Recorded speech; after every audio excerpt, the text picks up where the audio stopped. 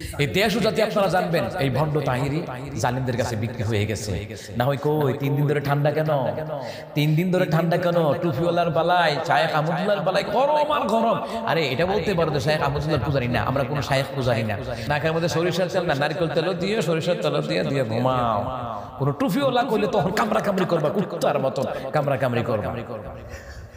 আর সে তো হেডামোলা লোক, সে তো হেডামোলা লোক, পুলিশ অফিসারের ছেলে, সেই হেডামোলা লোক।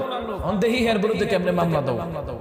তুমি তো মামলা করতা না, দেওয়া তাড়াতাড়ি এর বিরুদ্ধে মামলা দাও। দেখি যদি মামলা না দাও তাহলে বুঝবো তোমরা ভণ্ড আশেকে, শয়তান আশেকে, জিলাফি আশেকে শিনবে। এই যে ঠিক না বলো, এত ভালোবাসা কই গেল? হ্যাঁ 3 দিন ধরে দেশ ঠান্ডা হয়ে রয়েছে, আমি কই 3 দিন দইরা, এই 3 দিন হয়ে গেল আপনার কোনো খোঁজখবর না। আপনি কি পৃথিবীতে বেঁচে আছেন না মরে গেছেন?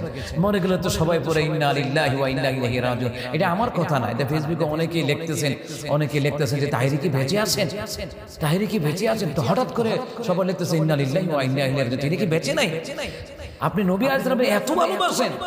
আবার হাদিসের ব্যাখ্যা দেন লা ইউমিনু আহাদুকুম হাত্তা ইয়াকুনা হাব্বা ইলাইহি মিন ওয়ালিদিহি ওয়া ওয়ালাদিহি ওয়ান নাসি আজমাইন। তোমরা ততক্ষণ পর্যন্ত মুমিন হতে পারবে না যতক্ষণ না পর্যন্ত তোমরা আমি নবী আলাইহিস সালামকে নিজের জীবনের চাইতে, সন্তান সন্ততির চাইতে, স্ত্রী পুত্র চাইতে, গোটা দুনিয়ার মানুষের চাইতে বেশি ভালো না বাড়বে, ততক্ষণ পর্যন্ত তোমরা মুমিন হতে পারবে না। পুলিশ অফিসারের ছেলে মাসরুর আমার নবী সাল্লাল্লাহু আলাইহি সাল্লামকে নিয়ে গালি দেয়, আর তারি সাহেব কি করে? ও তারি সাহেব, আপনি কি জিলাপি খেয়ে, খিচুড়ি খেয়ে, বিরিয়ানি খেয়ে আরামের ঘুম দিচ্ছেন নাকি?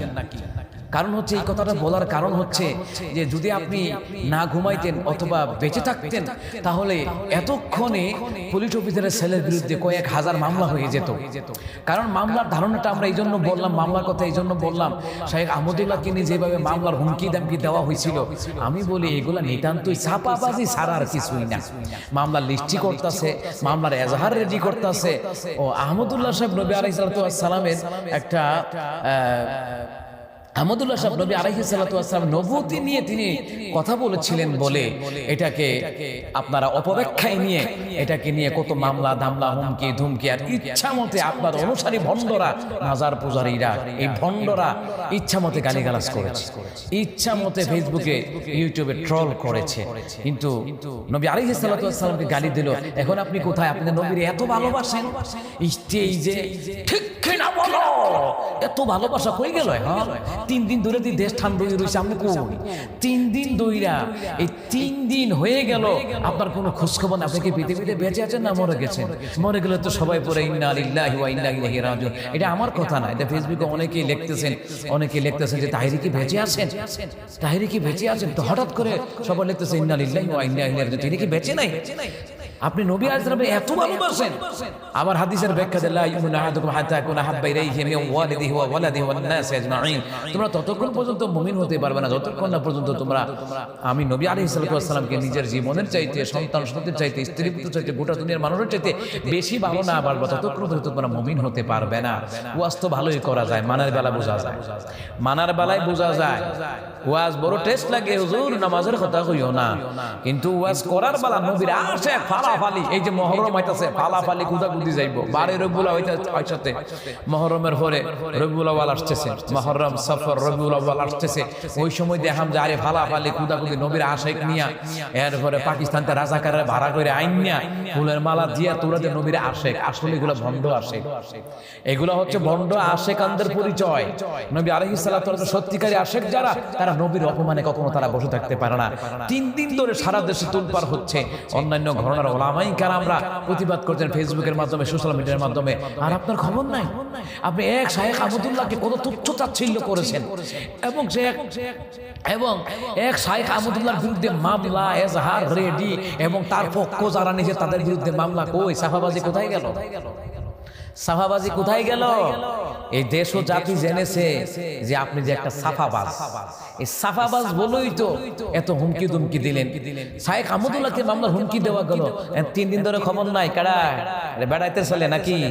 পুলিশ অফিসারের ছেলে বলে কথা, তার মনে বোঝা যায় জালিমদের কাছে আপনারা বিক্রি হয়ে গেছেন। শায়েখ আহমদুল্লাহ বিক্রি হয় নাই। এই দেশের শীর্ষস্থানে ওলামায়ে কেরাম, আকাবির হক্কানি পীর মাশায়েখ, হযরত ওলামায়ে কেরাম, তারা বিক্রি হয়ে যায় নাই। তোমাদের মতো মতো ভণ্ড সিন্নিরা বিক্রি হয়ে গেছো, তোমাদের মতন ভণ্ড মাজার পূজারীরা বিক্রি হয়ে গেছো, তোমাদের মতন ভণ্ড আশেকরা বিক্রি হয়ে গেছো। হক্কানে ওলামায়ে কেরাম এখনো বিক্রি হয় নাই। যদি বিক্রি হতো তারা কখনো নবী আলাইহিস সালাতু ওয়াস সালামের অবমাননাকারীদের বিরুদ্ধে প্রতিবাদ করতো না, তারা প্রতিবাদ করেই আসছেন। কিন্তু এত আশেক, এত বড় আশেক, স্টেজ গরম, মাঠ গরম, প্যান্ডেল গরম, মাইকের বোমায়া থুতার বাড়ি খা, ঠুডো বাড়ি খা, আশেকের ঠেলা, নবীর প্রেমের ঠেলা বাড়ি খায়। ওহন কই গেল? ওহন কি দিলের মধ্যে বাড়ি খায় না? এখন কি নবী আলাইহিস সালামকে নিজে অবমাননা করে ডেকে দিলের মধ্যে বাড়ি খায় না? খবর নাই। যদি কোনো আলেম বলতো তাহলে আজকে দেশ গরম হয়ে যেত আপনার সাফাবাজির ঠেলায়, দেশ গরম হয়ে যেত, সোশ্যাল মিডিয়া গরম হয়ে যেত, ফেসবুক, ইউটিউব সব কিছু গরম হয়ে যেত গা। ওই এখন হয়তো পরে ভিডিও একটা বানাবেন, যেহেতু আমি একটা ঠেলা দিছি, যেহেতু এরপরে আপনার ভক্তরাও ভিডিও বানাবে, আপনিও বানাবেন, এটা আমরা ভালো করে জানি। সুতরাং শুনুন, আশেক হইলে পাক্কা আশেক হন, নামদারি আশেক না, সঠিক আশেক হইতে হবে। আল্লাহ এবং তার রাসূল সাল্লাল্লাহু আলাইহি সাল্লামকে নিয়ে যারা অবমাননা করবে তাদেরকে কোনো ছাড় দিয়ে কথা বলা যাবে না, তাদের বিরুদ্ধে প্রতিবাদ করতে কখনো অলসতা করা যাবে না, সরকারের কাছে প্রতিবাদ জানাতে হবে। আর শাইখ আহমদুল্লাহর বিরুদ্ধে তো কত প্রতিবাদ জানাইছেন, সরকারের কাছে জানাইছেন, গোয়েন্দা বিভাগের কাছে জানাইছেন, এখন জানান না কেন? এখন জানান, তাড়াতাড়ি মামলা দেন, মামলা রেডি করেন তাড়াতাড়ি।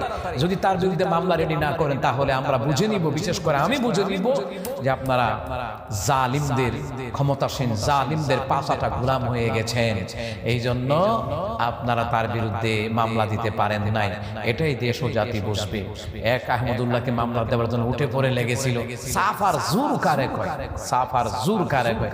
এখন জাতি জেনে গেছে কোনটা সাফার জুর, কোনটা থুতার জুর, আর কোনটা ফুতির জুর। এই থুতির জুরে ফুতি বললে চলবে না। এই দেশ ও জাতি আপনারা জানবেন, এই ভণ্ড তাহিরি জালিমদের কাছে বিক্রি হয়ে গেছে। না হয় কই 3 দিন ধরে ঠান্ডা কেন?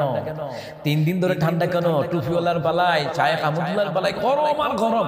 আরে এটা বলতে পারো যে শায়েখ আহমদুল্লাহর পূজারি না, আমরা কোনো শায়েখ পূজারি না, আমরা কোনো ভণ্ড পীর পূজারি না, আমরা কোনো ভণ্ড আকাবির পূজারি না।